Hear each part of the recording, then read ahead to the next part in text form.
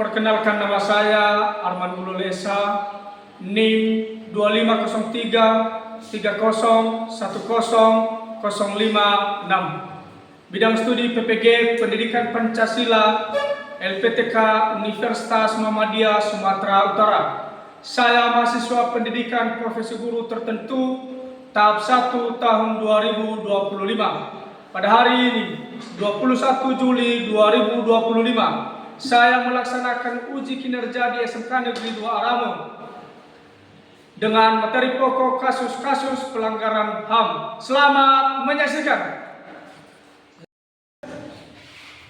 Selamat pagi anak-anak. Pagi.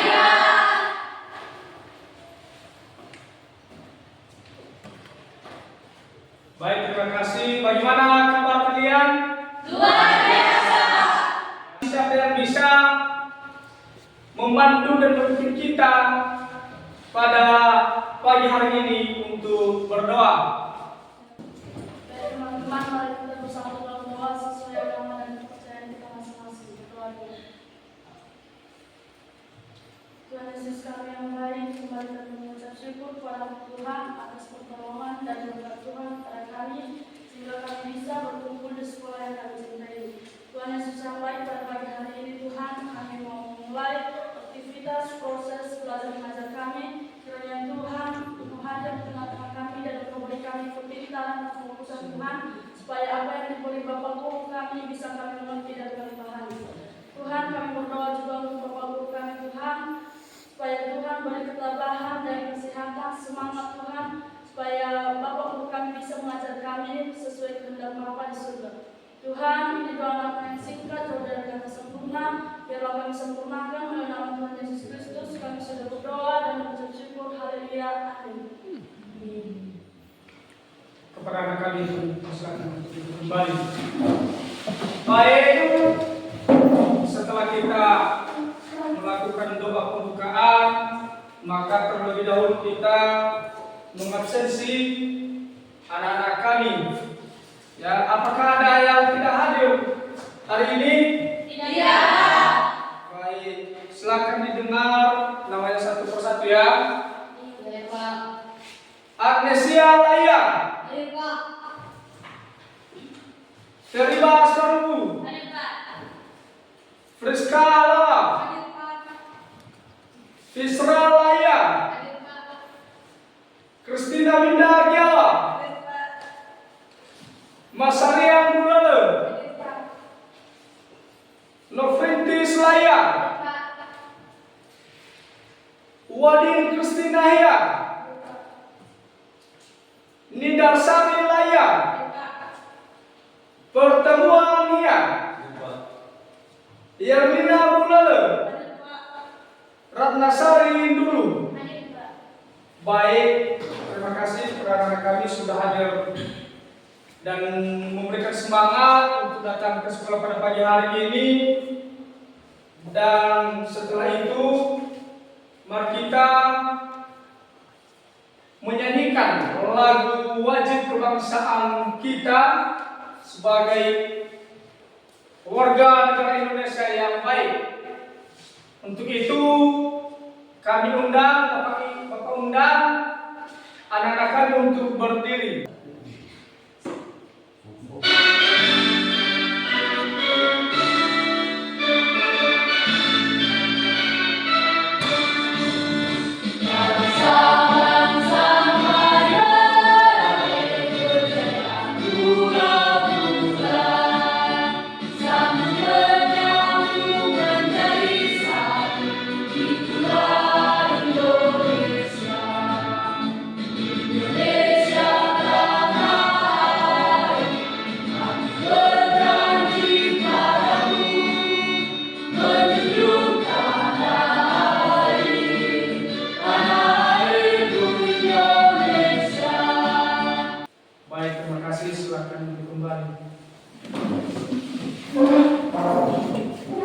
Nah, kepada anak-anak kami sebelum kita melanjutkan kegiatan kita pada pagi hari ini, tentunya setiap kita masuk pada pembelajaran adanya kesepakatan kita bersama di dalam ruangan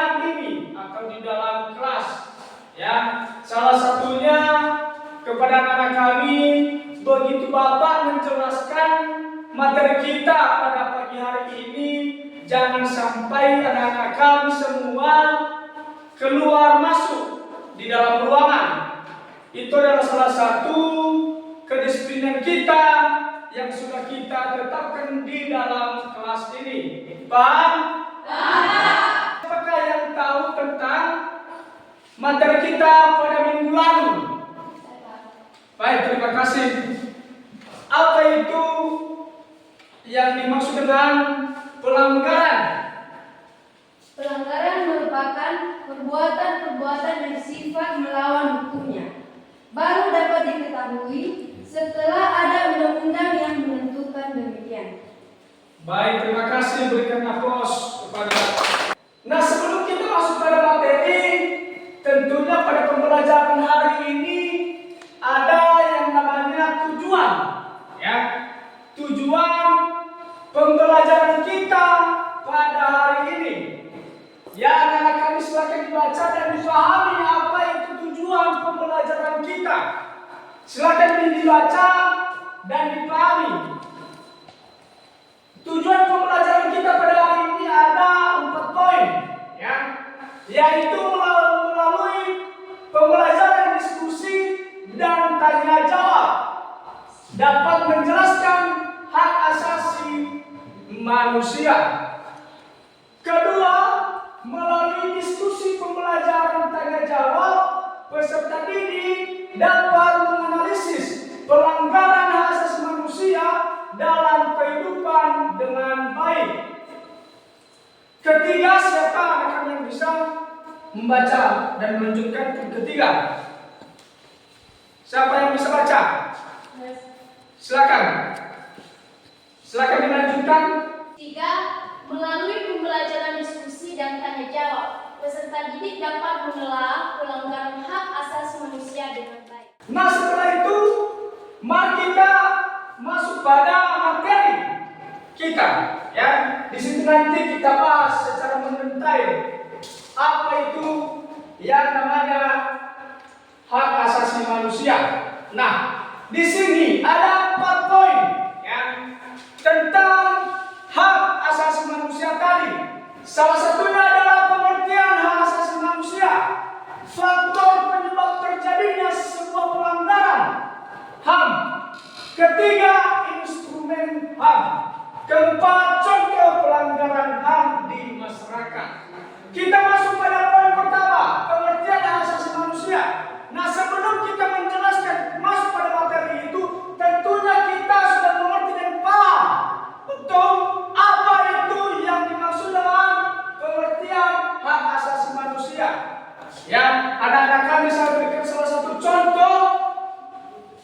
Setiap tindakan anak-anak kami tentu ada yang namanya hak, ya, ada yang namanya hak dan kewajiban. Kita ambil lagi salah satu contoh seperti kalian. Tentunya kalian sebagai siswa, saya sebagai guru, ada kewajiban saya, ada hak saya. Kalian pula begitu. Tentunya kalian sebagai siswa didik ada yang namanya kewajiban. Ya, kewajiban kalian itu pasti ada, dan tanggung jawab juga pasti ada. Masuk kita pada poin kedua, yaitu faktor penyebab terjadinya sebuah pelanggaran.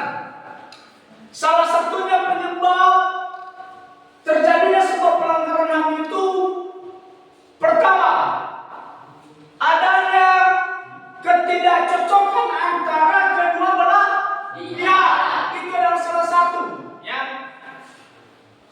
Kedua, melakukan indikasi atau indikator kepada yang lain, ya, menyebabkan terjadinya sebuah pelanggaran terhadap sesama.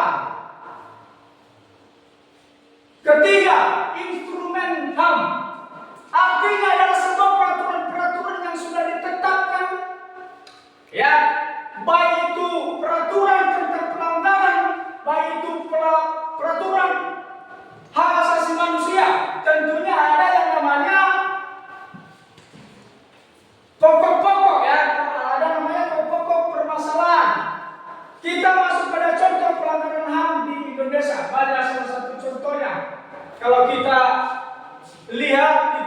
TV tentu ada yang namanya membuli, membunuh, merampas hak. Ya, itu adalah salah satu contoh. Nah, ini adalah salah satu contoh pelanggaran hak asasi manusia. Ya, ketika orang lain merampas haknya, tentu itu adalah salah satu pelanggaran. Kenapa dikatakan sebuah pelanggaran? Karena mereka merebut hak seseorang, ya, yang awalnya bukan haknya, maka dia melakukan cara agar apa? Agar bisa dapat apa yang dia mau. Ya, dia melakukan pembunuhan. Itu adalah salah satu contoh di atas ya. Ini adalah salah satu contohnya. Dan masih banyak lagi contoh-contoh yang lain tentang pelanggaran hak asasi manusia. Silakan diperhatikan pada gambar pertama. Nah, di sini sudah jelas bahwasanya ini adalah salah satu yang namanya kekerasan, pengeroyokan. Ya, itu adalah salah satu pelanggaran hak asasi manusia. Ya, berkaitan juga dengan materi sebelumnya tentang pelanggaran. Ya, ini adalah salah satu contohnya. Perhatikan pada pada gambar kedua. Ya, gambar kedua itu adalah salah satu contoh pengancaman terhadap sesama. Ya, silakan. Masih belum ada tindakan apapun, namun itu adalah salah satu pelanggaran. Ya, karena mengancam nyawa seseorang. Ya, makanya dikatakan itu adalah salah satu pelanggaran hak asasi manusia. Poin gambar ketiga, ya, itu adalah salah satu jiwa-jiwanya mahasiswa-mahasiswa yang melakukan demonstrasi kepada pemerintah yang tidak sesuai dengan peraturan-peraturan yang sudah ditetapkan di negara Republik Indonesia. Kenapa mereka melakukan yang namanya demonstrasi? Ya, karena tidak sesuai, ya, tidak sesuai dengan harapan masyarakat. Apa kebijakan yang sudah diambil oleh peraturan? Makanya itu adalah salah satu perampasan hak asasi manusia. Kita masuk pada gambar-gambar berikutnya. Nah, di sini silakan melihat, ya. Ada sebuah kalimat di situ menolak upah. Ya, Marsina tanpa keadilan itu dari tahun-tahun sebelumnya. Ya, itu sesuai dengan apa yang mereka perbuat pada saat itu, ya, pada zamannya. Sudah paham pada gambar ini? Nah, silakan diperhatikan pada gambar pertama. Ya, ini adalah salah satu contoh yang namanya menolak dengan catatan tidak mau menerima suap, ya, dari pemerintah contohnya. Ya, kenapa? Karena mayoritas ini pejabat, mereka banyak melakukan sebuah pelanggaran terhadap masyarakat. Secara tidak langsung mereka mengambil hak-hak masyarakat. Saya melakukan perbuatan yang tidak baik terhadap siswa. Nah, itu adalah salah satu pelanggaran terhadap siswa. Kenapa? Karena siswa itu memiliki yang namanya sebuah perlindungan. Apalagi kalau siswanya di bawah umur. Tentunya di sini tidak ada yang umurnya sudah tinggi, ya kan? Ya. Pasti semua di bawah umur. Ketika saya melakukan pelanggaran, ketika saya melakukan perbuatan, nah itu adalah salah satu tindakan yang tidak sesuai dengan peraturan yang sudah ditetapkan.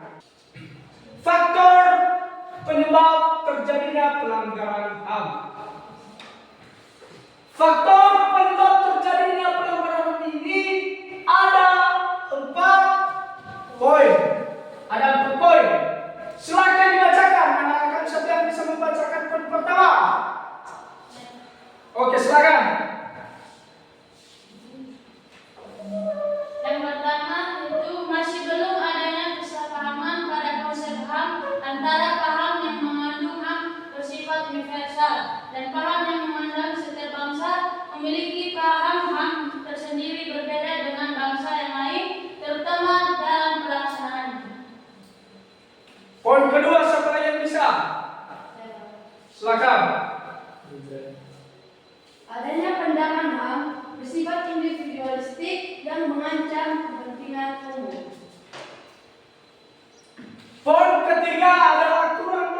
lembaga penegak hukum, polisi, jaksa, lembaga pengadilan. Dan keempat, pemahaman belum merata tentang HAM baik di kalangan sipil dan militer. Kembali kita pada poin pertama, ya. Silakan dipahami ya. Masih belum adanya kesepahaman pada konsep HAM antara paham yang mengandung HAM bersifat universal dan paham yang memang setiap bangsa memiliki paham HAM tersendiri berbeda dengan bangsa yang lain, terutama dalam pelaksanaannya. Artinya di sini, begitu mereka membuat suatu peraturan hak asasi manusia itu, tentu kita berbeda pendapat tentunya. Kita ambil salah satu contoh, begitu saya membuat peraturan di sekolah ini, tentunya ada anak-anak yang tidak sesuai, yang tidak setuju dengan apa yang Bapak simpulkan. Ya, namun berbeda pandangan, apalagi kalau di negara-negara. Ya, tentunya di negara semua ada yang namanya hak asasi manusia. Ya, namun hanya menjalankan yang berbeda. Namun tetap ada yang namanya perlindungan hak asasi manusia tersebut. Ketika adanya pandangan yang bersifat individualistik yang mengancam kepentingan umum. Nah, itu adalah salah satu sebuah pelanggaran yang berat. Ketika kita melakukan perbuatan yang aturannya itu adalah terbaik untuk bangsa dan negara, maka dengan kita membuat suatu permasalahan, maka itu adalah salah satu pelanggaran berat bagi yang melakukannya. Ketiga, kurang berfungsi lembaga penegak hukum, polisi, jaksa, lembaga pengadilan. Ya, udah tahu dan paham arti itu kan? Sudah. Keempat, pemahaman belum merata tentang HAM baik di kalangan sipil dan militer. Kenapa dikatakan belum merata pemahaman?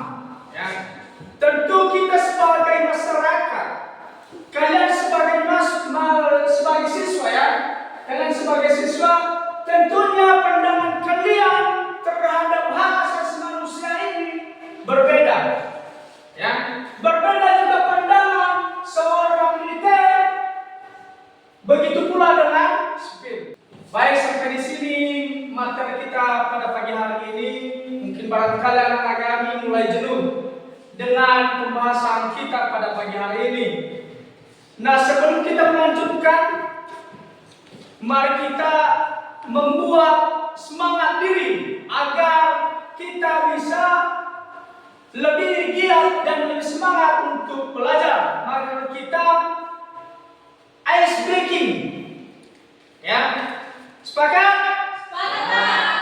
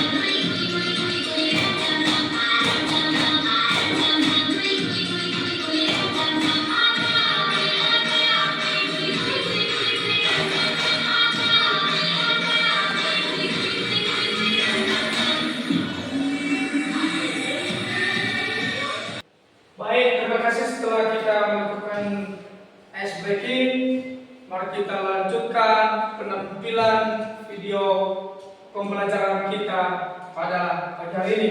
Gratifikasi dan pelanggaran HAM.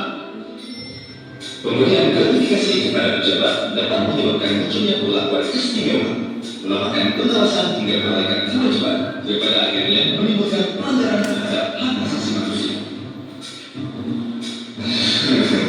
Oh.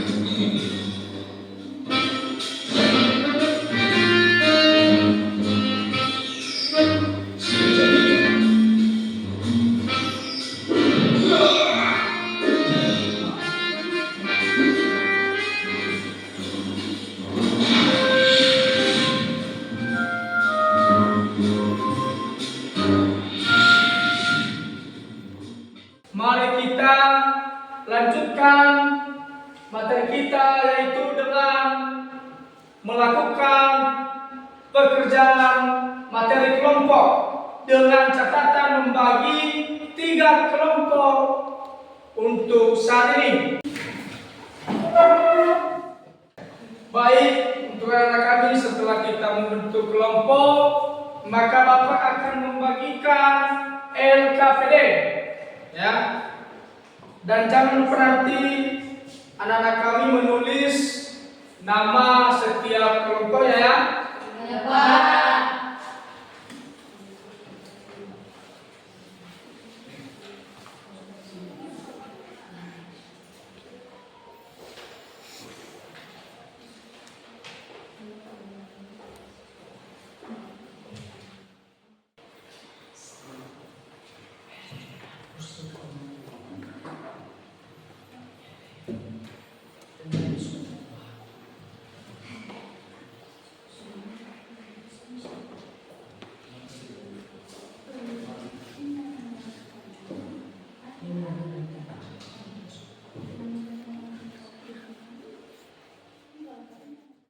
Untuk kelompok 1.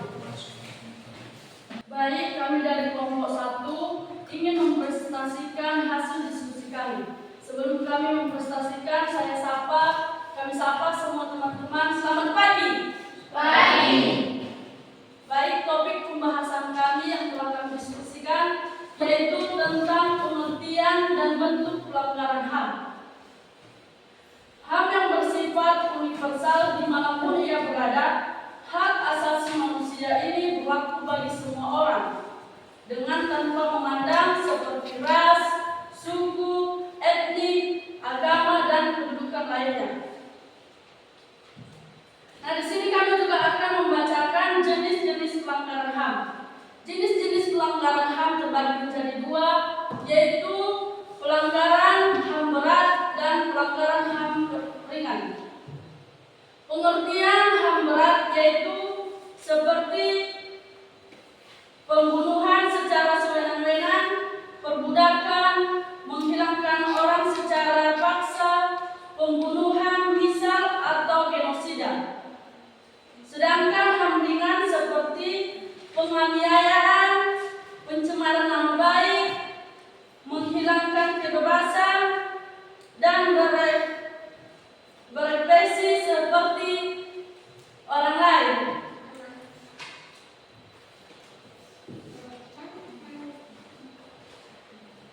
Baik, demikian hasil diskusi kami. Jika ada pertanyaan dari kelompok lain, kami persilahkan.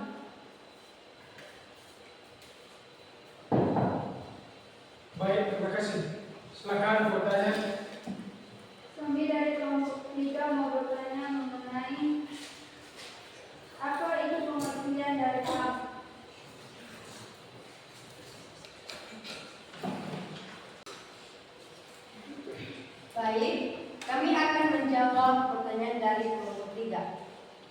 Soal apa pengertian hak asasi manusia?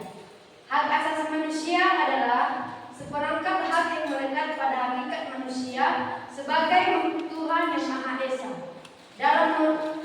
dan merupakan anugerah yang wajib dihormati, dijunjung tinggi dan dilindungi oleh negara.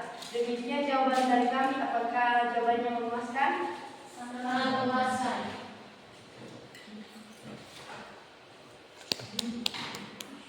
Baik, karena kelompok 1 sudah menjawab, berikan aplaus kepada kelompok 1. Nah, di sini semua pada kesimpulan ini semua rangkuman materi kita pada pagi hari ini, ya. Pertama, apa yang bisa kita lakukan sama halnya seperti pembahasan tadi, pertanyaan dari kelompok 3, kelompok 2, ya. Mempelajari dan menyebarkan informasi mengenai sejarah pelanggaran. Kedua, mendukung korban dan keluarga korban dalam menuntut keadilan. Ketiga, mendorong pemerintah dan wakil rakyat untuk memprioritaskan penyelesaian kasus hak asasi manusia. Untuk itu, materi kita pada pagi hari ini sampai di situ dulu pertemuan kita. Maka tugas di rumah, ya, oleh buat anak-anak kami di rumah, ya, tugasnya silakan dicari apa itu pelanggaran hak asasi manusia yang ada di seluruh Indonesia. Materi kita ke minggu ke depan yaitu tentang kasus-kasus pelanggaran hak asasi manusia. Akhiri dalam doa kepada anak kami, siapa yang bisa membawa kita ke dalam doa?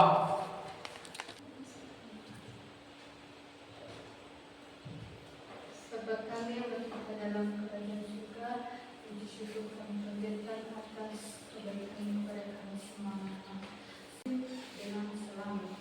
Terima kasih Tuhan Yesus, doa kami singkat, hanya kami sempurnakan melalui anak Yesus Kristus dan kami. Amin.